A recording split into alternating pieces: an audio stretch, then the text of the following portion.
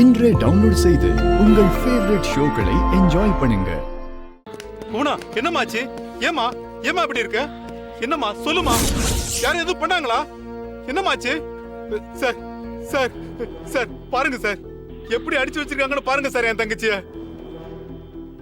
என்னம்மா நீ புவனேஸ்வரி அரெஸ்ட் பண்ணிருக்கேன்னு கேட்டப்ப அவங்க பேர் தெரியாது அப்படி இப்படின்னு சொன்ன. இப்ப புவனேஸ்வரி அரெஸ்ட் பண்ணி வச்சிருக்க.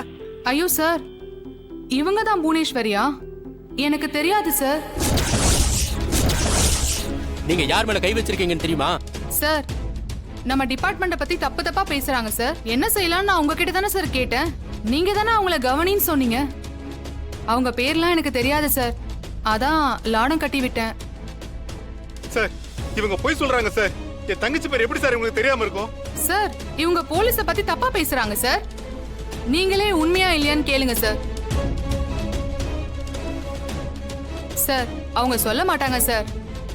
ஏன்னா அவங்க திட்டினதை உங்க முன்னாடி சொல்ல முடியாது சார். நீங்க வேணா கான்ஸ்டபிள்ஸ கேளுங்க. என்னம்மா இவங்க சொல்றது உண்மையா? ஆமா சார், போலீஸ பத்தி தப்பா தான் பேசுறாங்க.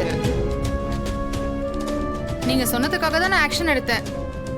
நீங்க சொன்னதுனால தான் நான் அடிச்சேன். மா, நான் வேற யாரோ புவனேஸ்வரின்னு நினைச்சமா. சார், அப்ப இந்த புவனேஸ்வரி என்ன வேணாலும் பேசலாமா?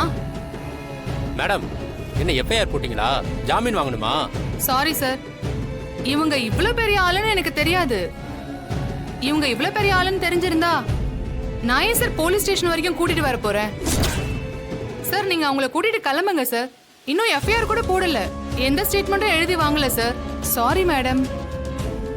அடி பலமா பட்டுருச்சா? எஸ்பி சார் சொன்னனால தான். என்னம்மா நீ நான் தான் அடிக்க சொன்னமா சொல்லிட்டு இருக்க. பசுபதி சார், சார் அவங்க தான் கூட்டிட்டு போன்னு சொல்லிட்டாங்கல்ல, நீங்க கூட்டிட்டு போங்க. ஒரு நிமிஷம் வாங்க.